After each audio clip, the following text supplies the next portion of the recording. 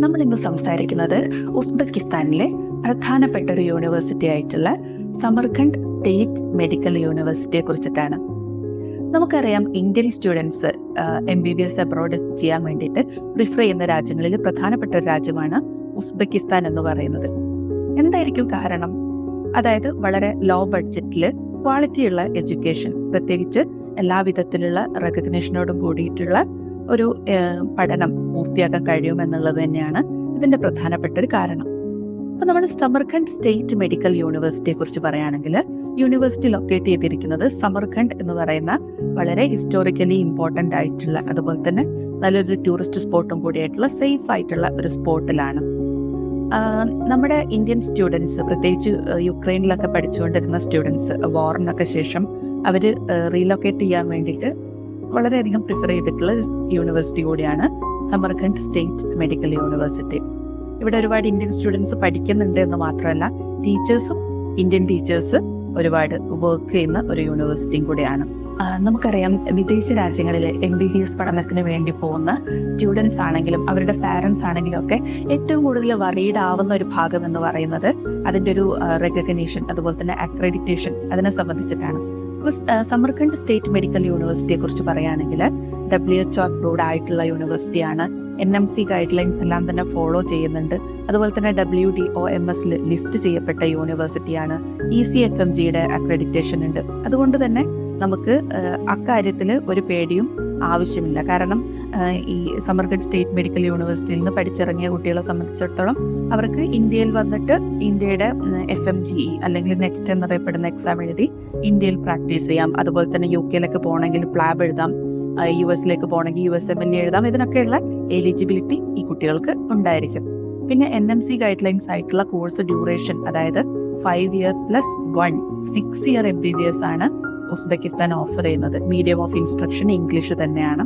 പിന്നെ അതുപോലെ തന്നെ ഉസ്ബെക്കിസ്ഥാനിൽ, പ്രത്യേകിച്ച് സമർഖണ്ഡ് സ്റ്റേറ്റ് മെഡിക്കൽ യൂണിവേഴ്സിറ്റിയിൽ പഠിച്ചിറങ്ങിയ കുട്ടികളെ സംബന്ധിച്ചിടത്തോളം അവിടെ തന്നെ വർക്ക് ചെയ്യാനുള്ള ലൈസൻസ് അവർ പ്രൊവൈഡ് ചെയ്യും. അതിന് മറ്റ് എക്സാമുകളൊന്നും എഴുതേണ്ട ആവശ്യമില്ല. അപ്പോൾ NMCയുടെ ഈ ഗൈഡ് ലൈൻസ് എല്ലാം തന്നെ ഈ ഒരു യൂണിവേഴ്സിറ്റിയിൽ ഫോളോ ചെയ്യപ്പെടുന്നുണ്ട്.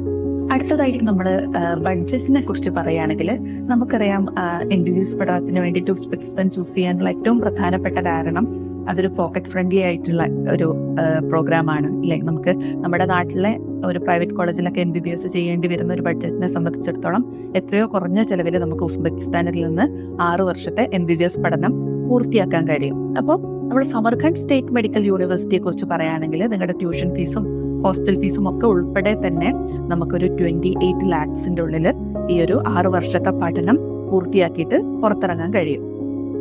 പിന്നെ അടുത്ത പ്രധാനപ്പെട്ട ഒരു കാര്യം അവരുടെ ക്ലിനിക്കൽ എക്സ്പോഷർ ആണ്. അപ്പം നമുക്കറിയാം, ഹോസ്പിറ്റൽസുമായിട്ട് ടൈഅപ്സ് ഉണ്ട്. ഗവൺമെൻറ് ഹോസ്പിറ്റൽ ആയതുകൊണ്ട് തന്നെ ലോക്കൽസ് ഒക്കെ ഒരുപാട് വരുന്ന ഒരു പ്രാക്ടിക്കൽ എക്സ്പീരിയൻസും കൂടെ നമ്മുടെ കുട്ടികൾക്ക് കിട്ടും. പിന്നെ അവിടുത്തെ ലോക്കൽസ് സംസാരിക്കുന്ന റഷ്യൻ അല്ലെങ്കിൽ ഉസ്ബെക്കി ലാംഗ്വേജ്, അത് അവർക്ക് ഫസ്റ്റ് ഇയർ മുതലേ തന്നെ ഈ ലാംഗ്വേജ് ക്ലാസ്സുകളൊക്കെ ലഭിക്കുന്നത് കൊണ്ട് അവരുടെ ഒരു ക്ലിനിക്കൽസിൻ്റെ സമയത്തൊക്കെ പേഷ്യൻസുമായിട്ട് ഡയറക്റ്റ് കമ്മ്യൂണിക്കേറ്റ് ചെയ്യാനൊക്കെ അവർക്ക് പോസിബിൾ ആയിരിക്കും. അടുത്തതായിട്ട് നമുക്ക് സമർഖണ്ഡ് യൂണിവേഴ്സിറ്റിയിലെ ഫെസിലിറ്റീസിനെ കുറിച്ച് നോക്കാം. അതായത് ഹോസ്റ്റല്, ലാബ്, ലൈബ്രറി, ഇതൊക്കെ നോക്കുകയാണെങ്കിൽ ഹോസ്റ്റലിൽ ഇപ്പോൾ ഒരുപാട് ഇന്ത്യൻ സ്റ്റുഡൻസ് ഒക്കെ അവിടെ പഠിക്കുന്നത് കൊണ്ട് തന്നെ ഇന്ത്യൻ ഫുഡൊക്കെ അവൈലബിൾ ആണ്. അതുപോലെ തന്നെ ഹോസ്റ്റലിൽ അത്യാവശ്യം ഫെസിലിറ്റീസ് ഒക്കെ തന്നെ ഉണ്ട്. പിന്നെ നമുക്ക് ലൈബ്രറിയെ കുറിച്ച് പറയുകയാണെങ്കിൽ അവർക്ക് പഠിക്കാൻ വേണ്ടിയിട്ടുള്ള, അവർക്ക് റെഫർ ചെയ്യാൻ വേണ്ടിയിട്ടുള്ള എല്ലാ പുസ്തകങ്ങളും തന്നെ ഈ ലൈബ്രറിയിൽ അവൈലബിൾ ആണ്. പുറത്തുനിന്ന് ബുക്ക് പർച്ചേസ് ചെയ്യേണ്ട ഒരു ആവശ്യമൊന്നും വരുന്നില്ല. പിന്നെ ലബോറട്ടറി, വളരെ വെൽ ഇക്വിപ്ഡ് ആയിട്ടുള്ള ഒരു ലബോറട്ടറി തന്നെ സമർഖണ്ഡ് സ്റ്റേറ്റ് മെഡിക്കൽ യൂണിവേഴ്സിറ്റിയിൽ ഉണ്ട്. ഇനി അവസാനമായിട്ട്, പഠനം പോലെ തന്നെ ഇമ്പോർട്ടൻ്റ് ആണല്ലോ നമ്മുടെ എക്സ്ട്രാ കരിക്കുലർ ആക്ടിവിറ്റീസ് എന്ന് പറയുന്നത്. അപ്പോൾ അവരുടെ എക്സ്ട്രാ കരിക്കുലർ ആക്ടിവിറ്റീസിൻ്റെ പോസിബിലിറ്റീസ് എന്തൊക്കെയാണെന്ന് നോക്കിയാലോ. സ്പോർട്സ്, ഗെയിംസ് ഒക്കെ ഇഷ്ടപ്പെടുന്ന കുട്ടികൾക്ക് അതിനുള്ള ഫെസിലിറ്റീസ് ഉണ്ട്. ഗവൺമെൻറ് ഫണ്ടഡ് യൂണിവേഴ്സിറ്റി ആയതുകൊണ്ട് തന്നെ നല്ല ഫെസിലിറ്റീസ് തന്നെ അവൈലബിൾ ആണ്.